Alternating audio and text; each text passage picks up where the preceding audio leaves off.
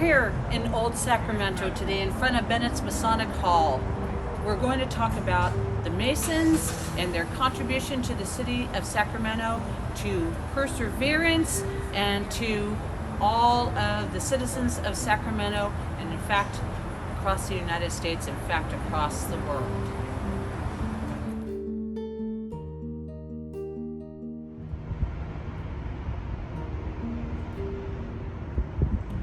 Here at Sutters Fort, we're at the site of one of the many hospitals that were established to treat the 1850 cholera victims here in the city of Sacramento. Doctors like Dr. John Morse and his partner, Dr. Stillman, these gentlemen funded this hospital here with their own money to treat the cholera victims. And they would go on to treat many different downtrodden and in need of individuals for all of the maladies and travesties that would inflict themselves upon the city of Sacramento and its residents.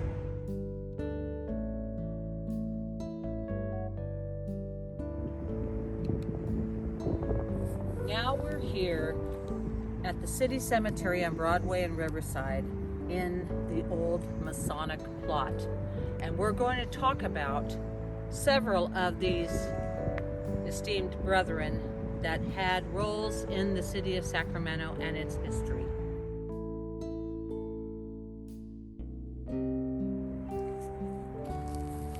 Our first story is of Peter Zacharias. Now imagine a man that has a headstone in a very prominent city cemetery, but is not buried there. Now Peter Zacharias was born on the other side of the world. At this time, Damascus, Syria was part of Greece, but that part of the world historically was one of embattlement. And it's anyone's guess that at the particular time that Peter Zacharias came into this world, growing up in that environment, he decided, I'm gonna go somewhere where I can make a better life. So he gets on a boat and heads all the way to the other side of the world to Sacramento, California. And in Sacramento, maybe he's just learning the English language, it's anyone's guess, but he was a Mason. And it didn't matter where you're born, the color of your skin, if you are a Mason, religious, any of that, you are part of that sacred brotherhood. And his occupation was bootblack. And because he was a bootblack, even though it sounds like a lowly occupation, he probably had access to some of the most powerful men in the city of Sacramento, maybe even in the state of California. Now, during the gold rush, which is when he arrived here, can you imagine someone who is making money and getting advice from the powerful men of the state of California and the city of Sacramento how to invest that money, which he did in a gold mine in the gold country area.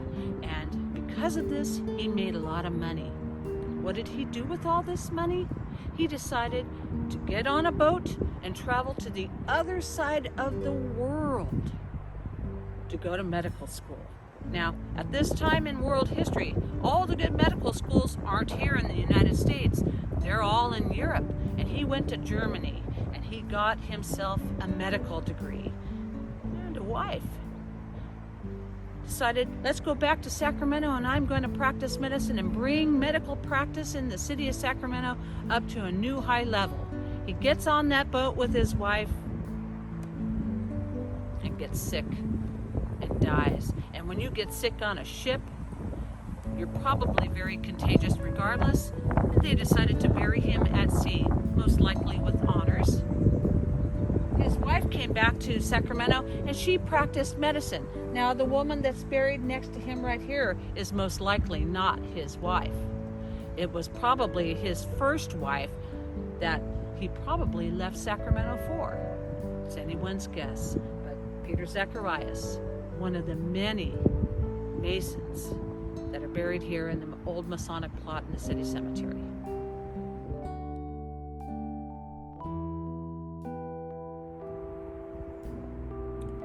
Next, we're going to talk about John Bigler. He's got a large monument here because John Bigler was the third governor of the state of California. Now, he was, you would almost call a career politician, but when he got here to California, let me just say that he was elected Speaker of the Assembly in 1850 and remained in the city of Sacramento during the 1850 cholera epidemic, if you could just imagine. Staying here in Sacramento during the cholera epidemic, John Bigler caught cholera. But even though he was sick with the cholera, he still helped some of the doctors and the undertakers with the sick bodies, and then of course disposing of some of the bodies that had been passed away.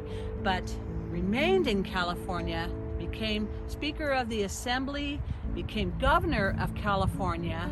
Then he went back to being Speaker of the Assembly again, and then in 1857 he was nominated U.S. Ambassador to Chile. Now, after all of this, and besides all of this, John Bigler was in a very good relationship with many of the Native Americans of Northern California, especially those in the Truckee region.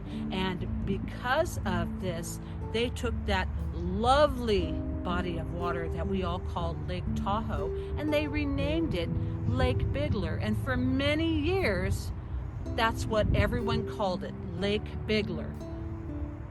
20th century rolls around, that's not as popular a name anymore, and so in 1945 they changed it back to Lake Tahoe officially. But John Bigler lived to 1871. He was a Mason here in Sacramento, Governor of California. John Bigler.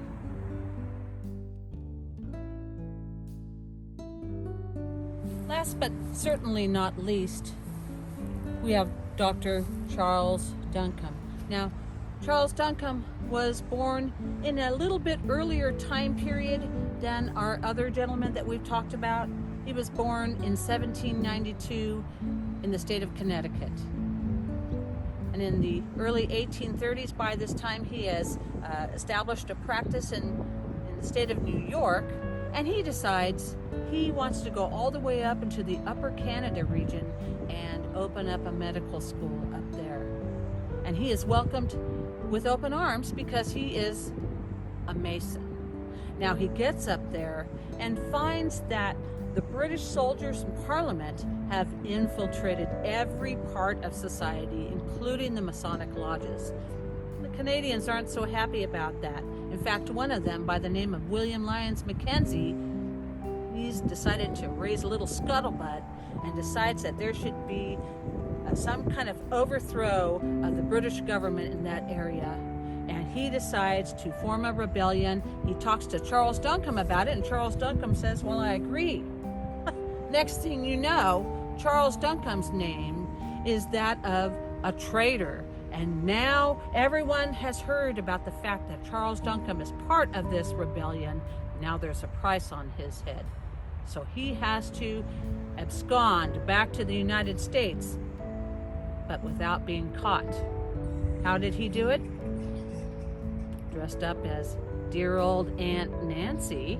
And Aunt Nancy, well, she's claimed that she's got a little bit of a physical infirmament, and she decides she needs to get back to the United States, and she hoodwinks the British soldiers, gets to the St. Lawrence waterway, and needs passage across this waterway. And of course, dear old Nancy gets escorted onto the boat, all the way across the waterway, onto U.S. soil.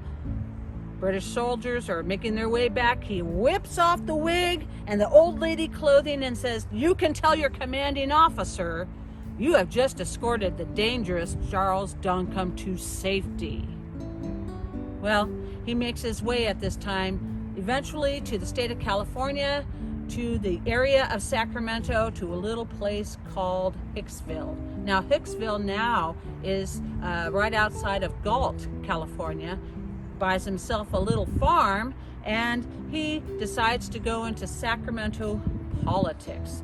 And in doing so, he spends most of the rest of his life in this area of California. And on October 1st, 1867, Charles Duncombe is out in his garden. He's tending to his garden. It's an unseasonably hot day, and he gets heat stroke. That's a doctor not realizing heat that intense. And he died October 1st, 1867 at the age of 75. His friends erect a monument for him, and it says on the other side, C.D. Charles Duncombe, a friend of liberty.